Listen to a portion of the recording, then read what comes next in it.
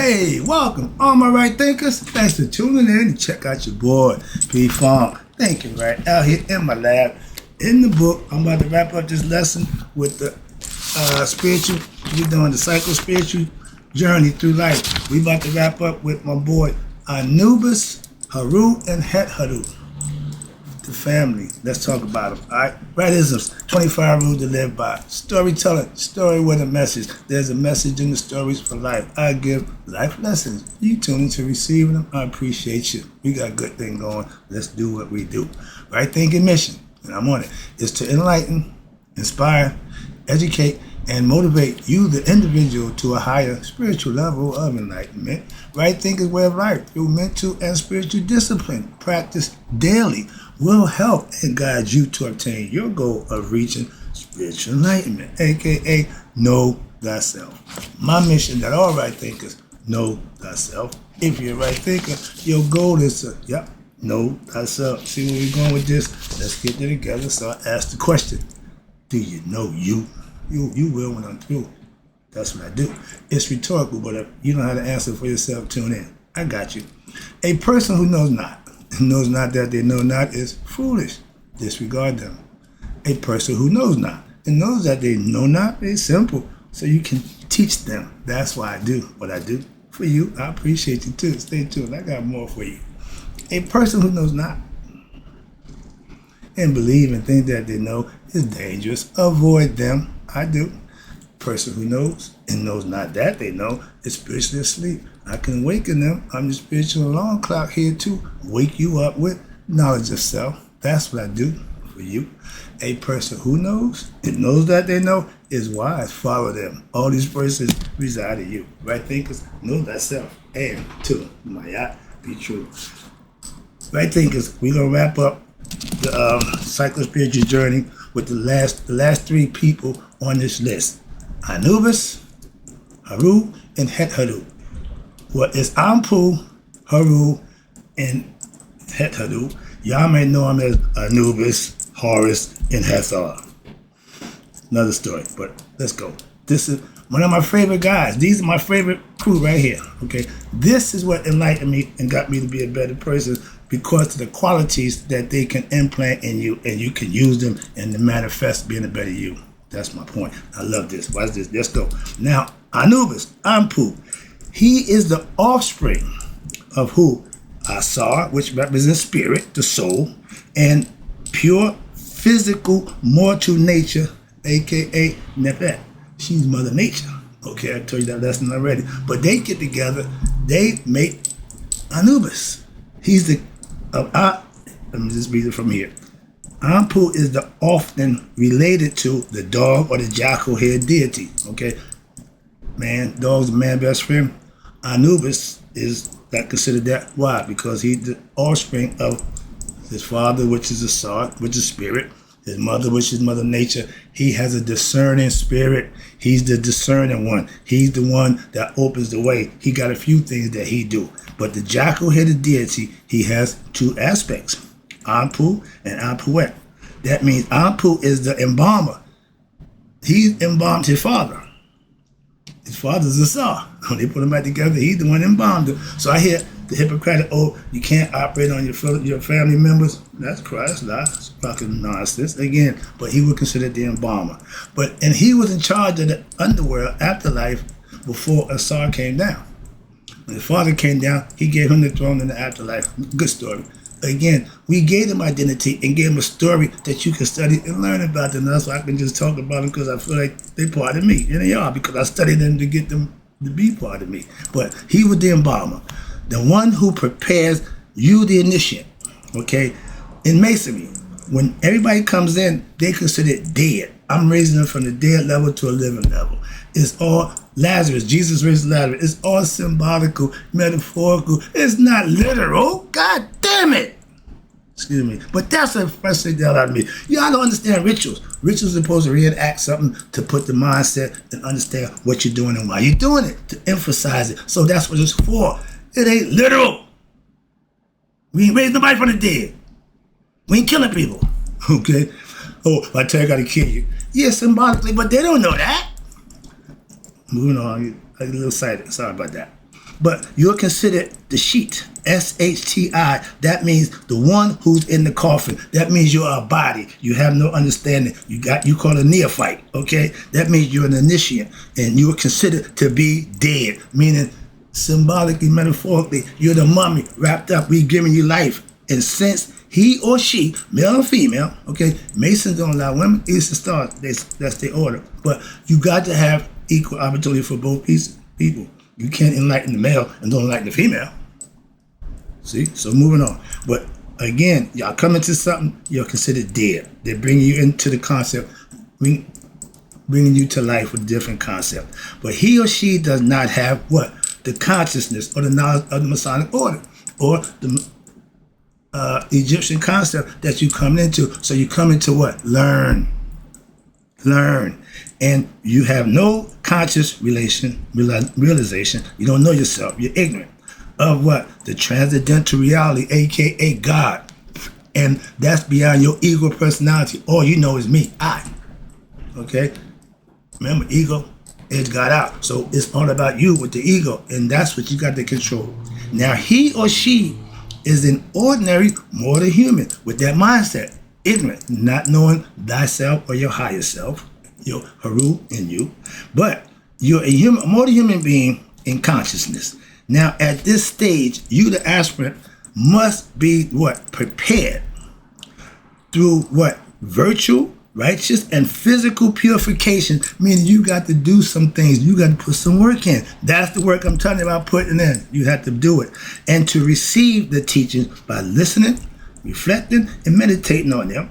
And because without preparation, the highest teachings, you can't go to college without going to high school, junior high school, elementary school, whatever, but that's phase. You can't skip past the note. It's a process. And to reach the highest teaching, you have to be willing to put the work in and go through the things that we're going to tell you to do. And that will fall, if not, all your teachings will fall on deaf ears. I talk to a lot of people, and none of them ain't paying attention, but I still keep talking, moving on. But that's the concept. But those who want to hear it, those who hear, they get it. But in this context, Anpu, okay, he represents vigilance, due diligence, and the consistent daily practice of what? Discrimination and watchfulness, mindfulness over what? You ready? Over that damn ego. Anubis will kick the ego's butt. Set don't want to deal with Anubis. He don't want no parts of that. No, that's the one guy he don't want to mess with. Understand that? And that's because Anubis ain't for no nonsense. Okay? Simple as that. He the big brother to Heru. Now he give Heru a fit. He tear Heru a new one every chance he get. He don't mess with Anpu. Again, these are stories that I know about, and when I'm teaching, if I was in classroom setting, we go off on a tangent. We be them. When I probably get back here, we done went a half hour, but we done got some stuff out, and I can see what they think, how they feel, and what they hear this as far as learning what I'm trying to teach them. Here, I just got to give it to you. Moving on, but I like the classroom setting also. I can stop, take breaks, and give everybody else concepts. But Anubis, Anpu, he represents the constant practice of, daily, and he also represents what? The development of mental clarity. He thinking right, sanity. That means if it ain't working, he ain't doing it. If I try something and it don't work, I'm not gonna do it again. What? It didn't work. That's why I don't give my kids the negative stuff in my life that didn't work. What sense does it make to give that to them? So I see my kids, I see the good spots in me. What? That's what I gave them. The rest is on them, but I see me in them. And sanity with the mind control, mind understanding, which unfolds within what? Every human heart. But it's done by degrees, meaning gradually. How? Through the practice, daily practice of using your discrimination, your watchfulness, and the keeping that ego self under control. And will be able now to reveal your true self. The ego got to be suppressed. The ego got to be put aside in order for you to get to your true self, your higher self. All right? He's in the way. You got to get him. And Anubis is the one that breaks through every time. Okay, he's the one that leads the way. He's the one. Don't worry about it. Don't worry about him. I got that. So he's the big brother to Heru, and as one with Asar. In order for you to reach Asar, you gotta get through Set. Okay, and Heru has a tough time. That's us. Anubis, no problem. See the difference? So that's the concept. I'm trying to get the mindset. Now this is Anubis mindset. This is me. I can identify with this because when I was doing my slinging, I had to use my discernment. I didn't know them, but I had to be watched for who was and who wasn't. Eyes had to see.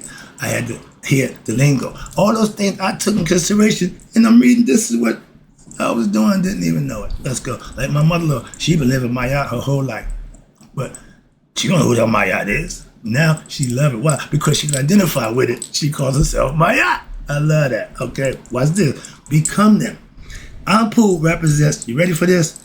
Self-control, mind control over thoughts, control over one's actions, control and devotion of purpose, rhyme and reason, and learning how to distinguish between what right and wrong. Knowing what's right and wrong, we were taught that. But you got to be responsible for what? Doing what's right. A lot of us, it's easy to do wrong. Why? Because the rewards is instant. Rewards is right there. When the right thing, rewards is called blessing, it's down the line a little piece. Somewhere when you need it. Okay? It's not wasted on just give me something right then and there. Difference. Okay? So if you want momentary pleasures, yeah, you can do the wrong thing. That's what it gets you. You want that cookie? Instead of asking for it, you'll get yourself. You just committed the wrong act.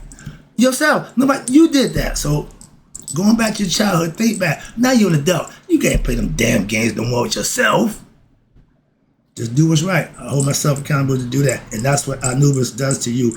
He distinguishes between right and wrong and learning to distinguish what? The real from the unreal. You need to do these things. Anpu is solely what? Devoted to us all.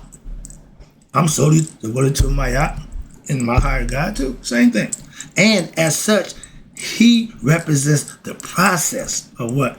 Total concentration, focus, and oneness of your vision. Tunnel vision. That's it. And I got that. Vision, which what? Leads to the divine awareness of who? Asar, which is his father too. See? He leads you on the dark side to the father. Heru leads you on the other side. They do the same thing. Did you know that? A lot of people don't. But the story goes, they brothers. I'll use the speed racer concept. All right? And me being a brother, I can use mine. What? My this is my brother. I'm jacking you, dog. Don't mess with that. Don't touch anything that belongs to me. Friend, family will make a difference. Don't touch it. That's what I mean. That's protection. Protect what's yours. And if something tamper with it, you tear it up. Simple. Okay, moving on. But that's what Anubis represents, Anpu. And Anpu also, watch this, he uses what? Dispassion. Don't care. I'm not emotionally concerned with nobody and nothing out my situation. Family or friends. Don't care. Moving on. That's the Anubis in me. The detachment. I detach myself from situation and, more importantly, from worldly desires. Oh, you don't have desire. No. Control them. Remember, having them don't mean nothing. Can you control them? If what you know is wrong, you're going to do anyway, that's an addiction. That means you got a problem. You can't control it. That's no self-discipline. I'm self-disciplined. Hold myself accountable. I speak for me. This should not be misinterpreted by not wanting to. I don't do a lot of stuff. Well, I don't care. Don't need it. I'm simple. Old school. But this don't mean that. Don't be misinterpreted as what? As a pathetic development mean, oh, you just a lost. No. My enjoyment, my desires is different than most people's. That's all. We all have them. I just control mine. Detachment from what? The world implies not take yourself out, but it means a keen sense of understanding that the world and all that's in it cannot bring me happiness. Okay? Once you understand that, I do. Oh, I like nice things. All that, but that don't make me do what I need to do to make that happen for me. I could suffer without what? All my life. Suffering ain't no big deal. It just means going without what you want. When your needs not be answered, now that's a problem. But your wants could care less. That's the possible getting passed by that. I want a lot of things. That don't mean jack, okay? But because now they are they are what they call transient and fleeting. It's not lasting. And since the essence of all objects is the higher self, you see me doing that? That's what that means, God. In detaching from objects of the world, now you are merely detaching from what? The reflection of God, meaning you ain't missing nothing. It's all illusion. of your higher self. And what's this? Attaching to the real higher self, which is beyond objects. You can't see the spirit, okay? You got to experience it. God is meant to be experienced telepathically and emotionally. Spiritual and emotion come together. Moving on, you have to become conscious. I'm trying to teach you how to become conscious. And from the perspective of spirituality, the act of detaching oneself from objects do not mean simply giving up on objects and people and things. No, it ain't that important, ain't that big a deal, okay? Y'all freak out when something don't go your way. I just observe. Man, I laugh to myself, why? Oh, they don't know how to be, they ain't never been broke, they ain't been poor. Being broke scares some people. Being homeless scares hell out of people. I done been both. Ain't meant nothing to me. Don't care why. I just kept doing what I do. The things have changed. Moving on. Whatever you did that got you to be there, just do the opposite. That'll get you out. But rather, watch this. It means now that you now have a more profound way of seeing the world and understanding the objects in it. You don't see it the way. I love sports. I don't watch none of that nonsense. What you mean not? Oh no, it just don't. Again, what I do don't stop now one of y'all. I found that out when I was drug dealer. When I went to prison. Nobody started doing drugs. So y'all don't miss what I do or don't do. So it ain't that big a deal. What you do or don't do to me. Understand that. But objects of the world don't get me all crazy. You now, I have a deeper insight into what true nature of objects. I'm using what they are. It is this understanding which allows you to what? Detach from the objects. If you think objects is important, you need to think twice. That's all. Moving on. Now, your understanding that they are temporal creations from what? A source that's all existence, your very own heart has in a dream, therefore are not abiding. It's going to wake up. Dreams ain't real. Imagination is not real. Fantasies are not real. Reality is real. The moment. And realities, watch this, they're not abiding realities. Why? Because that can or should be possessed or owned. Anything that can change is not real. Simple as that. Moving on. And discernment, purity of what? One's mind. You need to be able to discern from right and wrong. Simple as that. And the ability to know right from wrong, truth from untruth. I can tell a bullshitter from a sincere person in a heartbeat. Don't take but a few words. Okay, moving on. But that's reality from what? Unreality, same thing. Discernment gives you that ability to make that snap decision constantly without thinking about it. And these are the hallmarks of what? An Anpu mind, a discerning mind. I have that. These are qualities, again, are essential in beginning your spiritual journey up the ladder of committed to your life, as well as in your more advanced practice of the teachings, because it's going to get more. In order to develop your mind that it is capable, what? To discover the stabilities between the absolute reality of spirit and the stability of your ego desires. Once you make that decision for yourself, you're able to do that. Now you're good to go. You won't fall for the banana in your tailpipe. You won't be led astray. You won't be bamboozled. Why? You know yourself. Those are people, the devil can't even get you now. Okay? When the devil leaves you by, you're a bad man. And the Jews, when death came, they put the lamb of blood on their door, whatever. Yeah. And same thing conceptually. You can what? Better yourself with it. Evil, the devil, don't bother you. Why? He work for you now. You don't work for him. He don't control you. You control him. He's at your call. That's what he needs to be, serving you. And your egoistic desires, once they under control. And now the apparent reality of time and space, which are temporal again and illusory, but you have to play the game. We got the sun come up, you got 12 hours, 24 hours in a day. You can't change that. That's not illusion, that's real. Okay, that's what I mean by reality. But the Anpu mind is required. And Anpu as what? The preparer of the mind He's the purifier of the mind. He operates to allow what? Proper discernment, right decision, right thinking. Ding, ding, ding. I love when I can find that in there. Right thinking about what? Worldly and personal situations, objects, and things. As a warrior who won't fall victim to the nonsense, the Anpu mind has the capability to what? Confront wrong thinking. Hello. Stop it before it gets started. I tell you, Set is wrong thinking. Anpu is right thinking. He beat every time.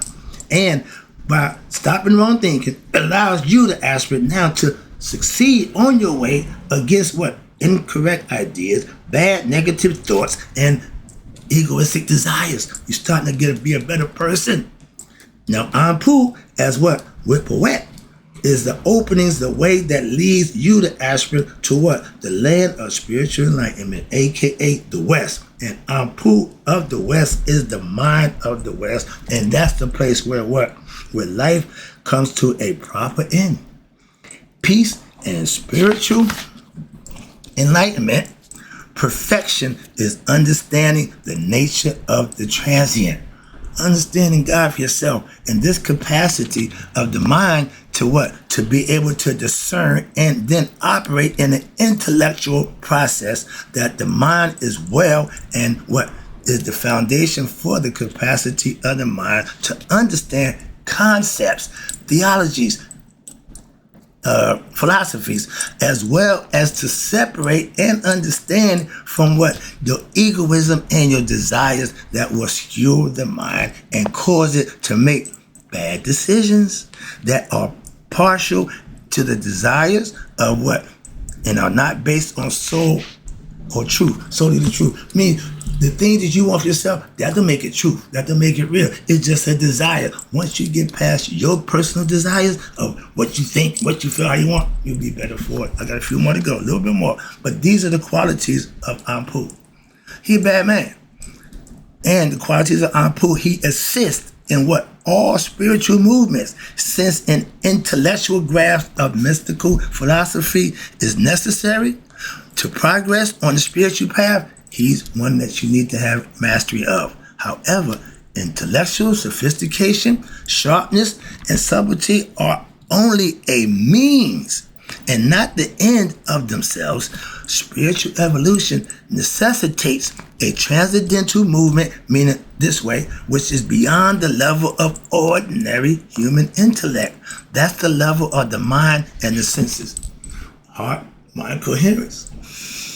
When the body is in good condition, spirit controlling, the mind is at its peace, you can function at full capacity and reach your full potential as a human being. Now we return, right this, we return into the other aspects of Anpu right quick. Now Anpu is the God of two faces. What? Yeah. He has a second aspect, whose name is Wapuat, meaning opener of the ways. Again, he's the one that leads you to what? His father. Watch this. I thought that's what Heru did. Watch this. Once the Anpu mind is engendered, now the mind that knows truth from untruth, now then your aspect can lead the soul to the what? Higher realms of existence, to what they call the netherworld. And this is what Wapuat did for Asar. Watch this. Remember, he was there first. He led Asar.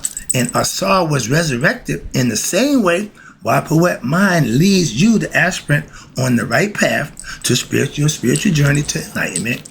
Then this movement, they call it dissolution. The spirit journey to enlightenment is based on the Paute, meaning all the God and God aspects of your character can begin and have a positive outcome. That's a mouthful. Hope you understood it. But you control that. And that one aspect of Anpu takes care of whole stuff that you could cut out your life and leave yourself a bunch of drama and unnecessary stuff. Okay? That one quality. Discernment. Knowing right from wrong, good from bad. All those things you have to master for yourself. Next one, last one. I swear, this is it. We're going to talk about Heru and Hetheru. Horus and Hathor. No better now, because the Greeks gave them those names, so I would prefer our name. You'll never hear me use the Horus. It's Heru, Heru, and Hetheru. Heru is the epitome. Listen, pay attention. Now, he's the offspring from Asar and Aset. This is the best part right here. Closing it out, taking it home. This is us. Pay attention. This is you. Heru, tell you, the spirit that's in me and you. He's the epitome of all human qualities. Every aspect of your character. And they are supplemented. Why? I mean, you have control over them and harmonized. You're using them to your best benefit. With the Anubis discernment, now he is the offspring who's Heru. He's the offspring of spirit, Asar, and intuitional wisdom, Aset. Now imagine that as your mother. That's Asar. My mom is Aset. I get that concept. It fit perfect for me. I'm moving on. And guess what? Both of them were the only child. No, they wasn't. They had brothers and sisters, so I can't use that one. So moving on. But when human beings evolve, when consciously, this is the development, right? The body gonna grow, whatever that's on you. But the consciousness should grow also what? In knowledge and self-understanding to their full potential. If you can conceive it, you can achieve it. I can do all things through Christ. Yeah. But make it happen. Manifest. Stop doing the jibber jabber and make it work. And they become what? Masters of their own conscience. Spelled CONSCIENC. My feet run, I'm excited. That's the heart mind, heart conscious. When that happens, you become one with yourself as well as your own physical nature. They are what they call, this is the perfect part right here, the perfect blend of what you call matter, physical, and spirit being the desires that's in us, the spirit that's in us, God. Physical, matter, spirit come together. That's make us Heru. That's us. Watch this. And your desires, your devotion, your wisdom, all that's power. If used, harnessed, and used correctly. See? Right there. And what happened? They transcend time and space. That means it's past here. That's time and space is physical. Spiritual, the next level up. And even though they continue to live here, time and space again. Mastery, Heru, you got to master yourself while here on earth in the physical form. That's the caveat. Same thing with Christ. Moving on. And we live in time and space. Now, such a life is considered what? Glorious. And it is the goal of all human beings. To know thyself, to reach that level. That's our goal to what? Go back home. If you like it here, don't do that and just keep coming back. Okay, let me wrap it up again. I appreciate it. Now, this is a philosophy and a concept, a principle I'm trying to get you to understand. The goddess Hetheru is the subtle essence of the dynamic force, meaning the female aspect of the spirit, spiritual power in creation. Can't have one without the other. As symbolized where? In the her, symbolized in the her, Her, form as the what? The right eye of Ra. It's the sun disk, okay? She bad girl. The sun disk is the ultimate symbol of what? Dynamic power of the divine self, which sustains all life. Her name indicates a close relationship with what? Heru. The name Het Heru means house of Heru. The physical body is the house, the spirit is Heru. So we are the house of Heru. Now Heru is indeed what? The one who what? Dwells in the house of Hetheru, which is a spirit. So in other words, spirit again, Heru, lives in creation, Hetheru, the physical form, man, woman, itself. So Heru is known none other than who? Ra, just in another form. And Heru is also, you ready for this? Tahuti. Heru is also the form Nefertim, which is the son of Mu. Amon, Mu. No, that's Nefertim is the son from Khonsu, not Khonsu. Amon and Mu, their son Nefertim, the beautiful one. Okay. No, he's from Sekhmet and Ptah. He's the perfect one. He's the one like this, born on the lotus flower. But Nefertim is represented, meaning the beautiful completion. He's born perfect. We come into the world with everything we need. We just got to figure it out. And the divine self, which rises from what? The primeval waters, that sits on the lotus flower. The lotus flower is the plant that grows in the muck and the mire, funky, stinky, but it opens up in the sunrise and no dirt can't touch it, and it closes when the sun go down. So that's the representation of God. When God wake up, it opens up to God. God go down, it goes down with God. And you got a few plants that do just that. And the lotus flower is one of them. But thus, every human being, we all do the same thing.